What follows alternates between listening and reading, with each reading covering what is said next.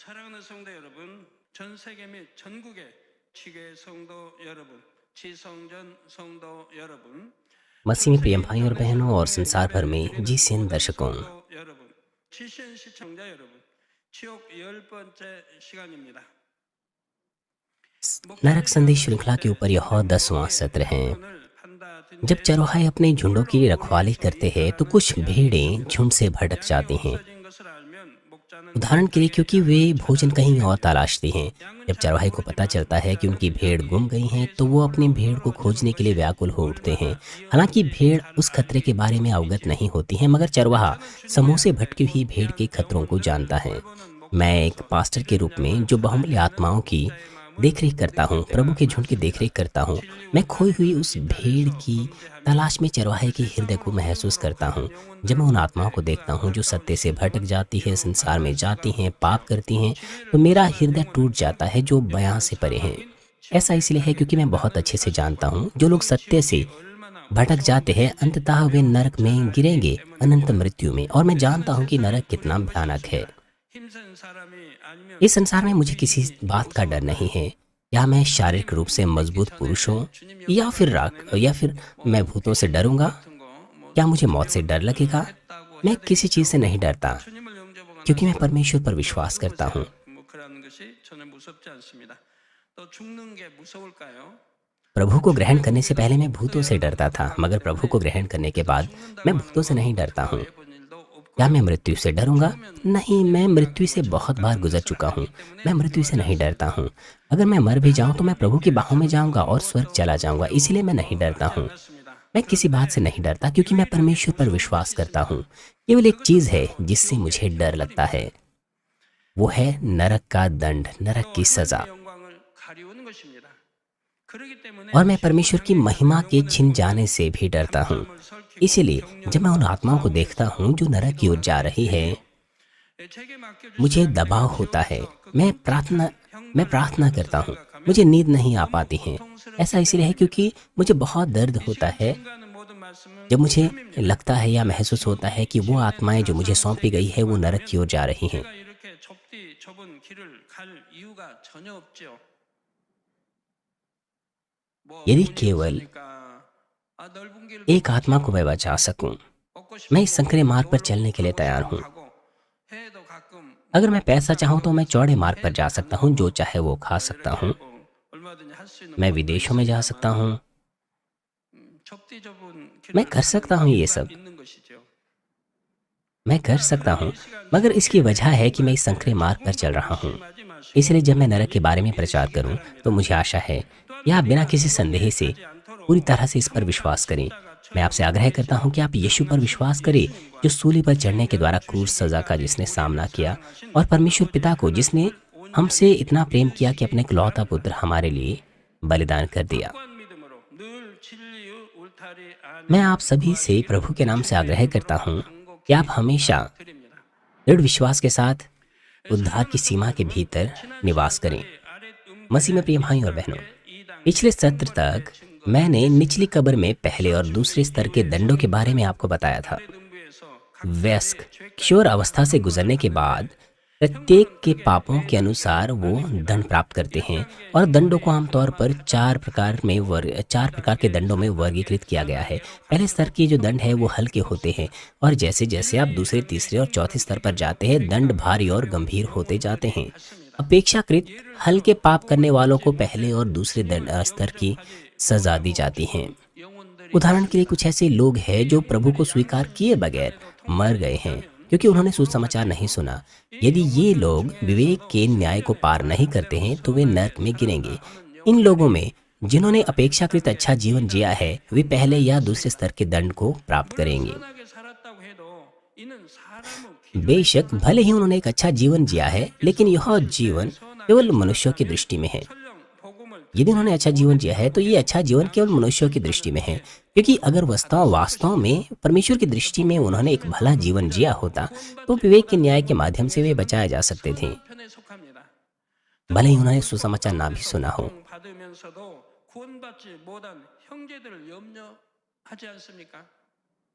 이제 지옥에 आज के पाठ में हम एक ऐसे व्यक्ति को 똑똑하고 देखते हैं जिसने तुलनात्मक रूप से अच्छा 그래서 जीवन जिया, क्योंकि वो अपने भाइयों की चिंता कर रहा था। 지금 वो 이 आग की 형제들을 लपटों में वहां पर 염려해야 तड़प रहा है, 되는데 फिर भी वो 그런 अपने भाइयों की 선한 चिंता कर रहा है। 아닙니까? 누가복음 इसलिए वो 16장 एक भला 27절 हृदय का 28절에 व्यक्ति था। 보니 लूका 부자가 16 अध्याय 아브라함에게 다음과 같이 애원합니다. 27 और 28 में लिखा है, उसने कहा, 아버지여 अब्राहम से उसने इस तरह से विनती की कि हे पिता, मैं तुझसे विनती करता हूँ कि तू उसे मेरे पिता के घर में भेज, क्योंकि मेरे 5 भाई हैं। वहाँ उनके सामने इन बातों की गवाही दे, ऐसा ना हो कि वे भी इस पीड़ा की जगह में आए। 부자에게는 이런 선한 면모가 있긴 했지만 वो धनी व्यक्ति के पास ऐसी भलाई थी, मगर अंत में वो नरक में जा गिरा। 말씀대로 살지도 않았기에 हालांकि वो परमेश्वर के बारे में जानता था, मगर उसने परमेश्वर पर विश्वास नहीं किया, ना उसके वचन के अनुसार चला। वो परमेश्वर को जानता था, वो अब्राहम को भी जानता था। 지옥에 가게 된 것입니다. ऐसा होने पर भी क्योंकि उसने विश्वास नहीं किया, इसलिए वो नरक में जा गिरा। 교단 그냥 하나님 믿으면 कुछ कलीसियाएं इस तरह की घोषणा करती हैं कि अगर हम परमेश्वर पर विश्वास कर लें, अगर हम विश्वास कर लें कि यीशु उद्धार करता है, तो हम सब उद्धार पा लेंगे। अगर हम पाप भी करें तो भी उद्धार पाएंगे। वो इस तरह की घोषणा करते हैं, इसलिए वे बहुत से पाप करते हैं। 그런 답이 लेकिन 나오질 않죠. अगर हम सीखें सचमुच कि असल में विश्वास क्या है, तो हम ऐसी घोषणा नहीं करेंगे, ऐसा प्रचार नहीं करेंगे। 안다고 알아서 믿는다고 그게 믿음이 아닌 걸 सिर्फ 여러분은 아십니다. यह बात कि हम जानते हैं कि यीशु मसीह है, इसका मतलब यह नहीं कि हमारे पास विश्वास है। 정령이 믿음이라 बेशक 하나님을 सा랑해야 되고 अगर हमारे पास विश्वास है 사랑 तो हम परमेश्वर से प्रेम करेंगे, क्योंकि हम विश्वास करते हैं, क्योंकि हम जानते हैं कि परमेश्वर प्रेम है, 하나님을 첫째로 क्योंकि हम जानते हैं कि परमेश्वर कौन है। 아버지 하나님을 첫째로 इसलिए सबसे पहले हम उससे प्रेम करेंगे। और साथ ही बाइबल हमसे कहती है कि सबसे पहले हमें परमेश्वर से प्रेम करना है। हमारे प्रभु ने इस बात पर जोर दिया है, हमें अपने पूरे हृदय से, इच्छा से, ईमानदारी से उससे प्रेम रखना है और सबसे पहले परमेश्वर को प्रेम करना है। क्योंकि हम परमेश्वर से प्रेम करते हैं, इसलिए हम उसके वचन पर चलते हैं। 버리게 되고 하나님 क्योंकि हम वचन के अनुसार चलते हैं, इसलिए हम पाप और बुराई को दूर करते हैं, परमेश्वर का भय मानते हैं, बुराई को निकाल फेंकते हैं और एक अच्छा जीवन जीते हैं, पापों से दूर होकर और बुराई से दूर होकर। जब हम इस तरह से वचन के अनुसार जीते हैं, तो पाप और बुराई से हम दूर हो जाते हैं और ज्योति में रहते हैं और ज्योति में निवास करते हैं। इस तरह से हम देख सकते हैं कि विश्वास कर्मों के साथ होता है, विश्वास प्रमाणों के साथ होता है। 죄를 짓고 어둠에 살면서 अब 믿는다. पिता परमेश्वर हमें उद्धार की ओर ले जाते हैं, परंतु कुछ लोग 어둠에 살겠습니다. यद्यपि वो विश्वास का दावा करते हैं, फिर भी वो पाप करते हैं और अंधकार में जीते हैं। 있는데 어떻게 죄를 지으며 살겠습니까? 그건 जिसके पास सचमुच विश्वास है, वो कैसे पाप कर सकते हैं? क्योंकि एक नरक बनाया गया है। 그걸 믿음이라고 할 때 하나님은 거짓말한다고 요한 1서에 기록하고 있지 않습니까? और साथ ही 거짓말하는 것이라. पहला यूहन्ना में लिखा है 믿는다면 행함이 कि यदि वो इस तरह का जीवन जीते हैं तो वे झूठे हैं। अगर हम सचमुच विश्वास करते हैं तो हम कार्य प्रकट करेंगे, कर्म प्रकट होंगे हमारे। हम पापों से दूर होने के कर्मों को दिखाएंगे। 하나님 알아요. 아브라함도 알아요. इस तरह से हम इस बात को मानते हैं कि हमारे पास विश्वास है और उस विश्वास से हम उद्धार पाते हैं। ये धनी व्यक्ति भी परमेश्वर को और अब्राहम को जानता था, मगर वो परमेश्वर का भय नहीं मानता था, ना वचनानुसार जीता था, इसलिए वो नरक में जा गिरा। मरकुस 16:16 में लिखा है, जो विश्वास करे और बपतिस्मा ले उसी का उद्धार होगा, परंतु जो विश्वास ना करेगा वह दोषी ठहराया जाएगा। जैसे कि लिखा है, सबसे बड़ा पाप है विश्वास ना करना प्रभु और परमेश्वर पर। 아래 음부의 1단계 형벌은 형벌 मैंने आपको समझाया है कि निचले कब्र में पहले स्तर की सजा निर्जीव चीजों जैसे चट्टाने हैं, रेत है या फिर 2단계 형벌은 उबलते हुए पानी या बर्फ के द्वारा दी जाती हैं। दूसरे स्तर की सजा 형벌입니다. जानवरों के द्वारा या कीड़े जैसे जीवित चीजों के द्वारा दी जाती हैं। 3단계 4단계 तीसरे और चौथे स्तर की सजा की तुलना में पहले और दूसरे स्तर की सजा अपेक्षाकृत हल्की होती है, लेकिन इसका मतलब यह नहीं कि उसे सहना आसान होगा उसके दर्द को। 제게 성령의 감동 속에 पवित्र आत्मा की प्रेरणा में परमेश्वर ने मुझे एक बार एक आत्मा के अंगीकार को सुनाया था जो निचली कब्र में है। 많은 영혼들에게 전하도록 ये परमेश्वर के असाधारण अनुग्रह से हुआ 저는 कि उसने मुझे नरक में 또 선지자의 고백이나 이런 것을 듣게 되고 कि उसने मुझे नरक की उस भयानक स्थिति को बहुत से लोगों को बताने के योग्य बनाया है। 그런 것처럼 이 영혼 मैंने उसके बारे में आपको भी बताया था, जैसे कि ये धनी व्यक्ति 그 고백을 उसकी स्थिति इस आज के पाठ में पाई जाती है। उसी प्रकार से उस व्यक्ति का अंगीकार भी था जो निचली कब्र में था। जब मैं उसके अंगीकार को आपको बताऊं तो मुझे आशा है कि आप बहुत सी बातों को एहसास करें। ये उसका अंगीकार है। 감사 드리나이다. जो दूसरे स्तर की सज़ा को प्राप्त कर रहा है वो कहता है, मैं धन्यवाद देता हूँ कि मेरे पास क्षणिक विश्राम है। इसका मतलब है कि क्षण भर के लिए उसकी यातना रुक गई है, इसलिए वो बोल पा रहा है। वे मुझे इधर-उधर घसीटते हैं, वे मुझे अक्सर घसीटते हैं, मैं इधर-उधर भागता हूँ, लेकिन इसका कोई अंत नहीं। मैं कितना ही क्यों ना भागूँ, कोई अंत नहीं है। इस मैले जानवरों और कीड़ों की दुर्गंध में, इस घृणित स्थान में मेरी त्वचा छिल जाती है, मेरा खून निकलता है, कीड़े आकर मेरा मांस खा जाते हैं। मैं इन कीड़ों से दूर भागता हूँ, लेकिन मैं वहीं बना रहता हूँ। भले ही मैं दौड़ना चाहता हूँ और दौड़ता रहता हूँ, फिर भी वे मेरे पास आते हैं, मुझे काटते हैं, मेरे मांस को काटते हैं और मेरा खून चूसते हैं। मैं भयभीत हूँ, कांप रहा हूँ। मैं क्या करूँ? मैं बेहद डरा हुआ हूँ। मैं नहीं जानता कि क्या करूँ। मैं छिपने के लिए जगह की तलाश करता रहता हूँ, लेकिन वहाँ सिर्फ अंधेरा है, वहाँ कुछ नहीं है। अपने आप को छिपाने के लिए वहाँ और कोई जगह नहीं है। वे मेरी पीठ से मुझे नोचते हैं, मेरी बाहों को काटते हैं, मेरी त्वचा को छील लेते हैं, मेरा पेट खा जाते हैं, मेरा खून चूसते हैं। मैं अभी इस दर्द में पीड़ा में हूँ और बाद में मुझे आग की झील में डाल दिया जाएगा। मैंने आपको बताया था कि 1000 के वर्ष के राज्य के बाद उन आत्माओं को आग की झील में डाला जाएगा। वहाँ पर 2 प्रकार की आग है, 2 प्रकार की झीलें हैं वहाँ पर। एक आग की झील है और साथ ही वहाँ पर एक ऐसी झील है जिसे गंधक की झील कहा जाता है, जो आग की झील से 7 गुना ज़्यादा गर्म है। ये बुरे लोग, जैसे कि झूठे भविष्यद्वक्ता या फिर जिन्होंने पवित्र आत्मा की निंदा की, जिन्होंने पवित्र आत्मा के विरुद्ध कार्य किया, वो उस स्थान में डाले जाएंगे। मैं क्या करूं? अब मैं क्या करूं? हालांकि मैंने प्रभु पर विश्वास नहीं किया, मैंने इस धरती पर फिर भी तुलनात्मक रूप से अच्छा जीवन जिया।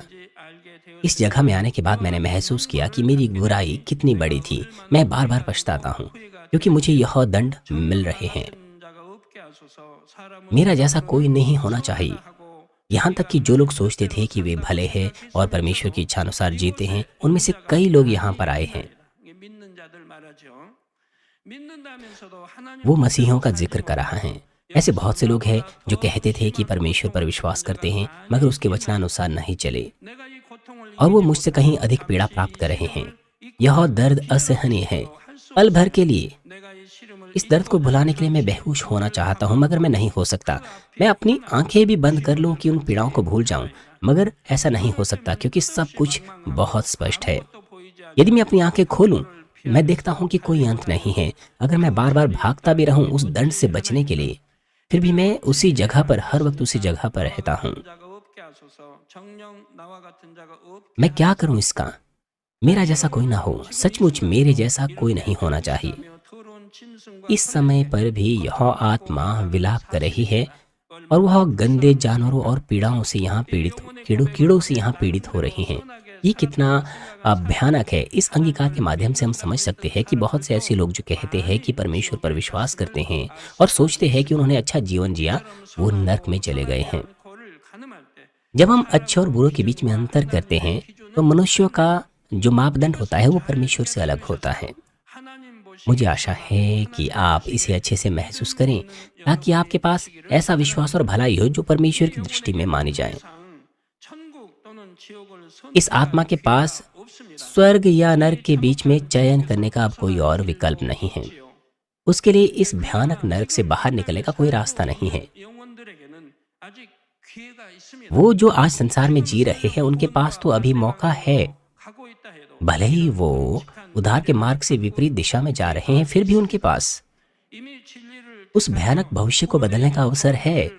लेकिन जिन्होंने पहले से सत्य चुन लिया है, उद्धार का मार्ग चुन लिया है, संकरा मार्ग चुन लिया है, उनके पास मौका है और भी सुंदर स्वर्गीय निवास स्थान में जाने का।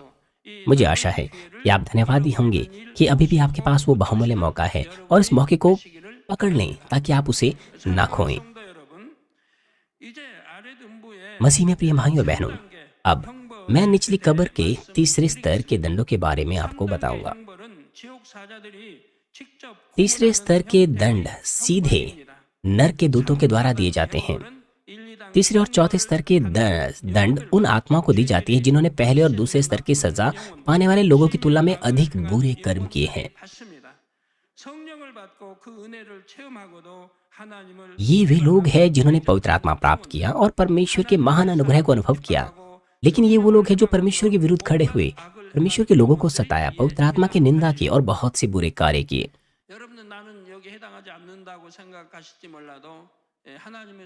आपको ऐसा लग सकता है कि आप तो इस श्रेणी में नहीं पाए जाते हैं, मगर आपको सोचना होगा कि ये कितना बड़ा पाप है परमेश्वर के जन की का न्याय करना। वो लोग जिनके साथ परमेश्वर है, जिसे परमेश्वर ने अपना सामर्थ्य दिया है, अगर आप उनकी न्याय करें, उनकी निंदा करें, तो आपको पता होना चाहिए कि आप कितने बुरे हैं।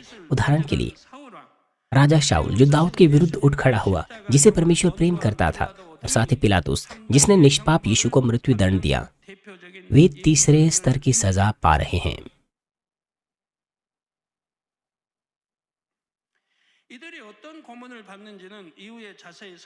मैं आपको बाद में समझाऊंगा कि उन्हें कौन सी विशिष्ट यातनाएं दी जा रही हैं।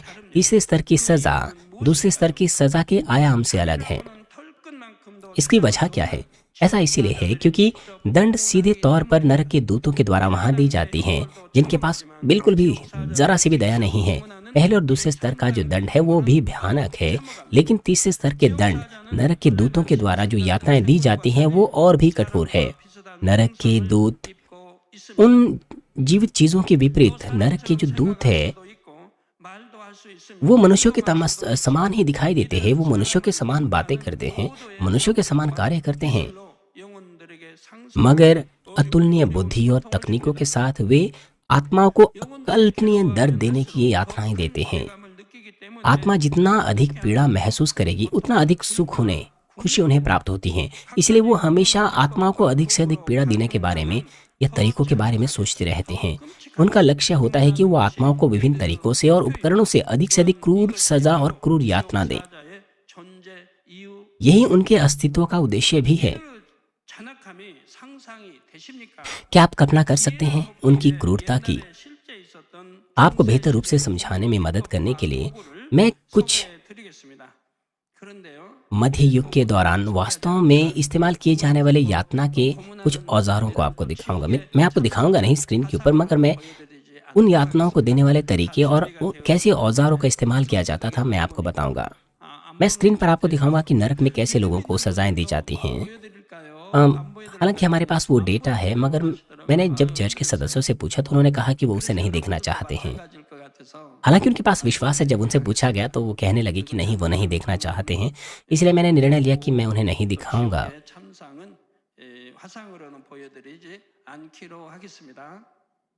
नरक में वो उपकरण जो इस्तेमाल किए जाते हैं, वो नरक की सजा, मैं स्क्रीन के ऊपर आपको वो नहीं दिखाऊंगा।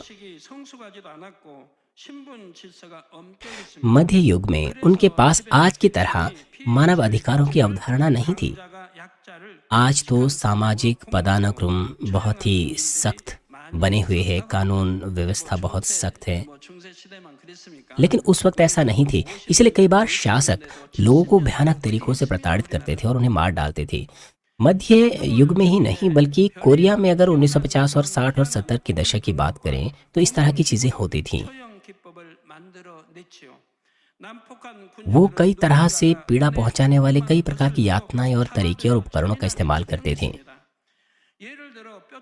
कुछ ऐसे हिंसक निरंकुश लोग होते थे, जब वो किसी को पसंद नहीं करते थे तो उसे बेरहमी से उन्हें मार डालते थे। उदाहरण के लिए वो व्यक्ति को एक नुकीली लकड़ी के खंभे पर तिरछा कर देते थे और उसे वहीं छोड़ देते थे जब तक वो मर ना जाए।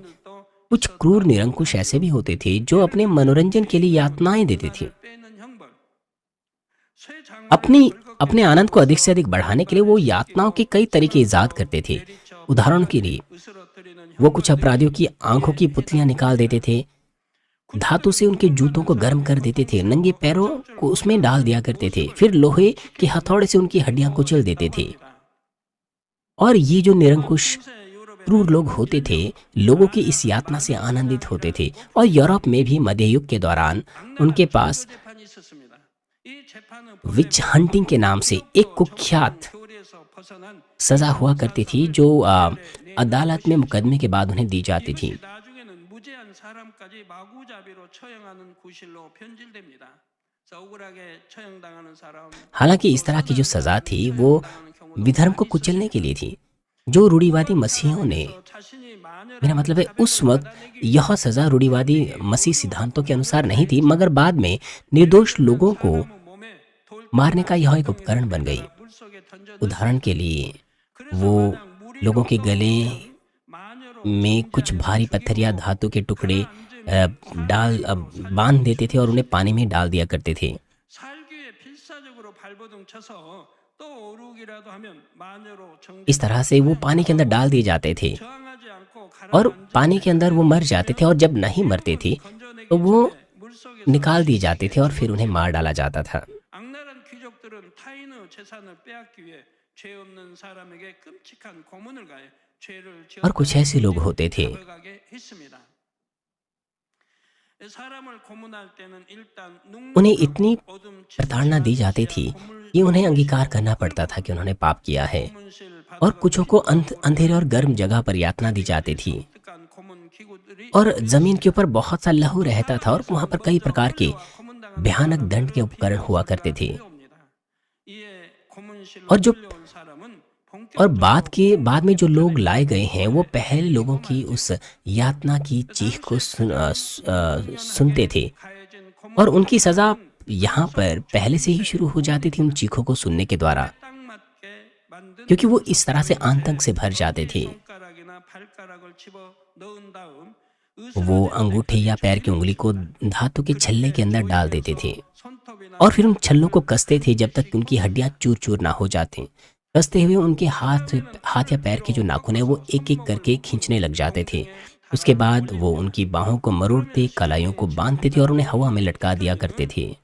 और फिर जैसे जैसे समय बीतता था उन्हें पूरे शरीर में मरोड़ने का बहुत अधिक दर्द महसूस होता था, और इस क्षण वो उसे लटका हुआ नहीं छोड़ते थे, बल्कि वे उसे बार बार उठाते और नीचे फर्श पर लेटाते थे, और इस तरह से ऐसा करने की बदलती हुई गति के साथ वो उसके दर्द की तीव्रता को बढ़ा देते थे, और कभी कभार वो कई सैकड़ों किलो भार को उसके टखने के ऊपर रख देते थे। इस तरह से उसकी मांसपेशियां, जोड़ फट जाते थे, पूरे शरीर फटने का उससे दर्द होता था। और अगर वो फिर भी कबूलनामा नहीं करता था या फिर पापों को नहीं मानता था या अपनी गलती को नहीं मानता था तो उसे कुर्सी पर बिठाकर यातना दी जाती थी। यह कुर्सी कोई साधारण कुर्सी नहीं होती थी, एक ऐसी कुर्सी जिसके हाथों और पैरों या उसके आसपास में आपने देखा होगा एक उपकरण होता है जो कील के समान होता है, जिसके जो कील है, कील के चारों ओर आपने देखा होगा जो नट होता है, जो कील होती है उसके चारों ओर इसी कील को नट में डालने के लिए उसमें धाराएं बनी रहती हैं। इस तरह की ये नुकीली कीलें उस कुर्सी पर लगी होती थी और उसे उस कुर्सी पर बिठा दिया जाता था, और उसका जो पूरा शरीर है उन कीलों के द्वारा जर्जर हो जाता था।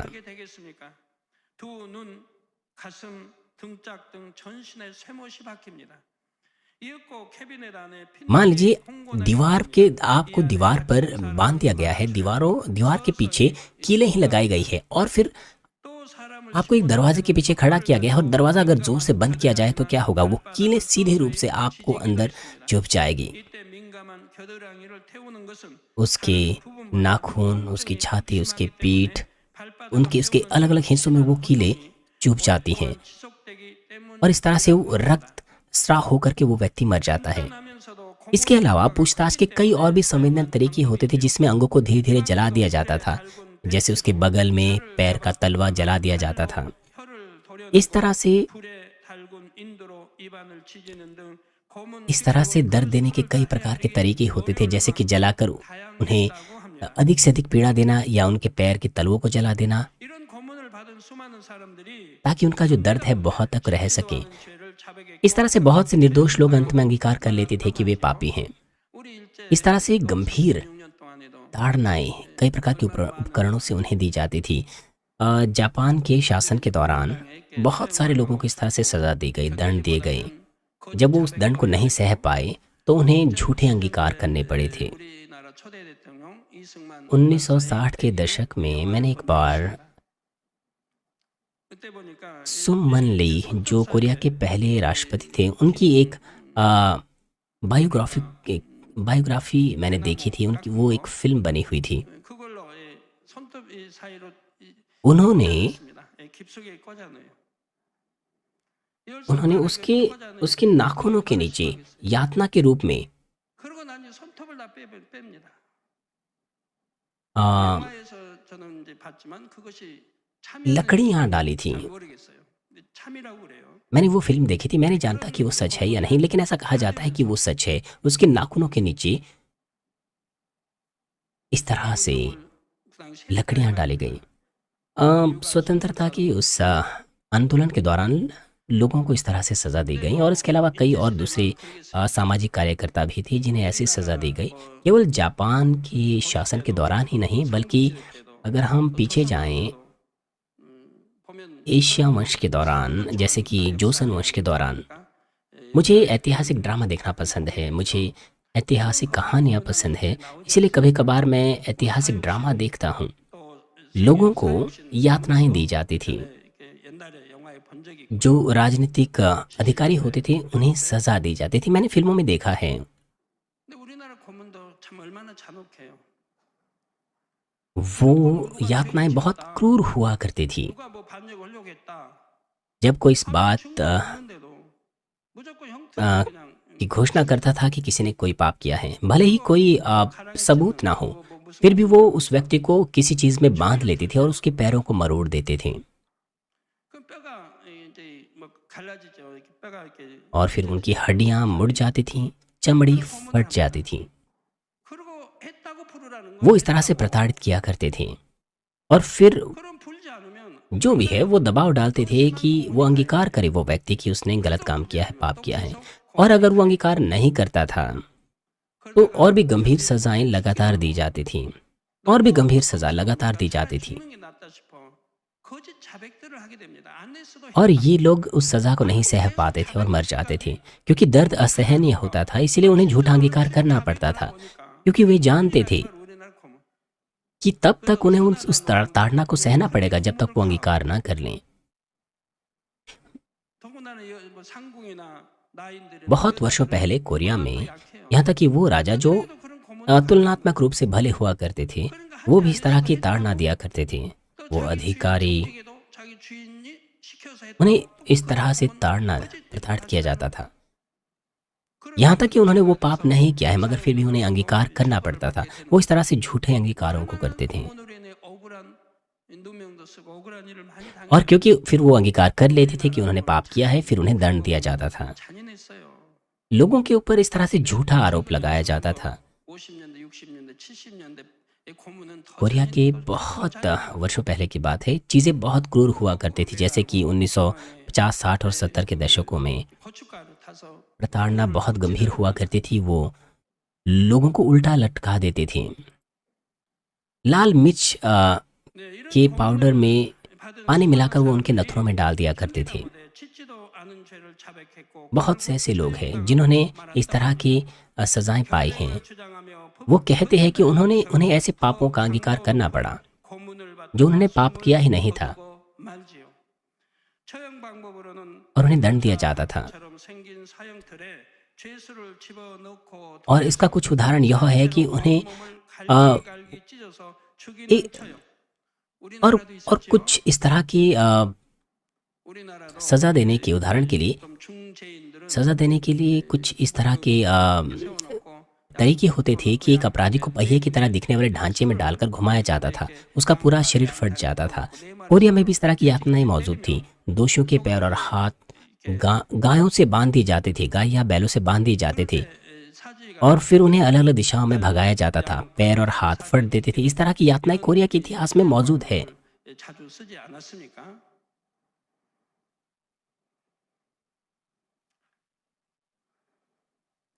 사람을 거꾸로 매단 채 톱으로 나무를 켜도 다리 사이 वे 항문 부분으로 एक अपराधी को भी 습격해서 죽이는 उल्टा 전략도 लटका देते थे 있었다고 합니다. और उसकी कमर से और उसके 나무를 शरीर में ऐसे दिखने वाले, मेरा 보면 मतलब है 나무를 귀와 콧구멍 उसकी 속에 कमर से 넣어서 और 죽이는 उसके शरीर में ऐसे 경우가 दिखने 있었다고 लगते थे 다음 जब उसको उल्टा 시간에는 लटकाया 그 जाता था। 3단계 형벌에 대해 예를 들어 설명드리겠습니다. 결론을 말씀드립니다. 사랑하는 성도 여러분. 3단계 형벌을 इसके विषय में मैं अगले सत्र में आपको और भी गहराई से बताऊंगा। मसीह प्रिय भाई और बहनों, तीसरे स्तर के दंडों के बारे में बात करने से पहले मैंने आपको असल में मनुष्य इतिहास में हुई उन मौजूद यातनाओं के बारे में बताया था। ये सब यातनाएं मनुष्य की बुराई के कारण थी। ये अविश्वसनीय है कि मनुष्य दूसरे मनुष्यों को इस तरह के क्रूर तरीकों से प्रताड़ित किया करते थे, मगर ये सब सत्य है। लेकिन मनुष्य कितने भी क्रूर क्यों ना हो, उनकी तुलना नरक के दूतों से नहीं की जा सकती है। नरक के दूत, उनके अंदर आत्माओं को प्रताड़ित करने की कोई सहानुभूति नहीं होती, वो दया नहीं दिखाते हैं। वे नरक की आत्माओं को कूड़ेदान या खिलौनों के समान समझते हैं। ये कितना अफसोस है कि लोग कचरे हो जाते हैं, कचरे की तरह हो जाते हैं। इसके अलावा नरक के दूतों के द्वारा उन्हें कुचला जाता है, प्रताड़ित किया जाता है। ये अत्यंत भयानक है। इसलिए हमें नरक में गिरकर कभी भी मूल्यहीन प्राणी नहीं बनना चाहिए। न केवल इस धरती पर बल्कि स्वर्ग के राज्य में भी हमें अनमोल और प्रिय आत्माएं बनना है। तो फिर बहुमूल्य आत्मा कौन है? वे वो लोग हैं जिन्होंने मनुष्य का कर्तव्य निभाया है। सबोपदेशक 12:13 में लिखा है, सब कुछ सुना गया, अंत की बात यह है कि परमेश्वर का भय मान। परमेश्वर का भय मानना उसकी आज्ञाओं को मानना है, जैसे कि नीति वचन में लिखा है। हर प्रकार की बुराई को मानना परमेश्वर का भय मानना है और उसकी आज्ञाओं को मानना है, उसकी आज्ञाओं का पालन करना है। आपको वो नहीं करना चाहिए जो परमेश्वर नहीं करने को कहता है। झूठ ना बोलें, न्याय ना करें, जलन और ईर्ष्या ना रखें, बैर ना रखें, चोरी ना करें, व्यभिचार ना करें। ऐसे कई पाप हैं और उन चीजों को आपको निकाल फेंकना चाहिए जो परमेश्वर निकाल फेंकने को कहता है। ये परमेश्वर की आज्ञा है। आपको वो करना चाहिए जो परमेश्वर करने को कहता है और आपको वो मानना चाहिए जो परमेश्वर आपको मानने को कहता है।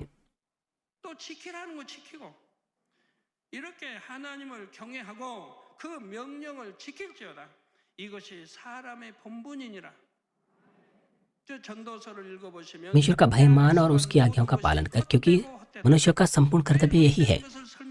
तब उपदेशक हमसे कहता है कि आकाश के नीचे मनुष्य जो भी करता है वो सब व्यर्थ है। वो बताता है कि क्यों, क्योंकि वो हमें कहता है कि हम नाशवान नहीं अविनाशी चीजों की लालसा में रहें। वो काम करने के द्वारा जो परमेश्वर हमें करने को कहता है, उसके द्वारा हम मनुष्य के संपूर्ण कर्तव्यों को करते हैं। परमेश्वर की आज्ञाओं को मानना, उसकी आज्ञाओं पर चलना, उसके द्वारा हम मनुष्य का पूरा कर्तव्य करते हैं। इस तरह से हम पवित्र बनते हैं और यही पवित्र लोग परमेश्वर और प्रभु के साथ सदा काल के लिए रहेंगे स्वर्ग में जाकर। मगर वो जो व्यर्थ की वस्तुएं लेते हैं,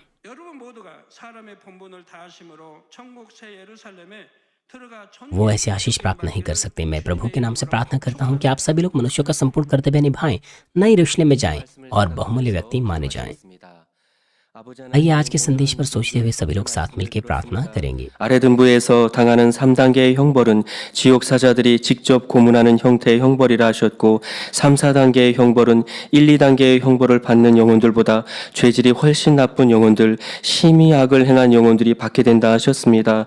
성령을 받고 큰 은혜를 체험하고도 하나님을 배반하고 대적한 영혼들, 하나님의 사람을 핍박하고 성령을 회막하며 온갖 악을 행한 영혼들이 이에 해당합니다. 3단계의 형벌은 마치 중세 시대에 만연했던 잔악한 고문들을 생각해보면 된다 하셨으니 그러므로 지옥에 떨어지는 일이 결코 없어야 하며 하나님을 경외하고 그 명령을 지키어 하나님의 형상을 회복하고 이 땅에서는 물론 천국에서도 참으로 가치 있는 사람, 사랑받는 사람이 되어 아버지 하나님의 기쁨이 되는 우리 모두 되게 해주시옵소서. 감사드리며 우리 주 예수 그리스도의 이름으로 기도하옵나이다. 아멘.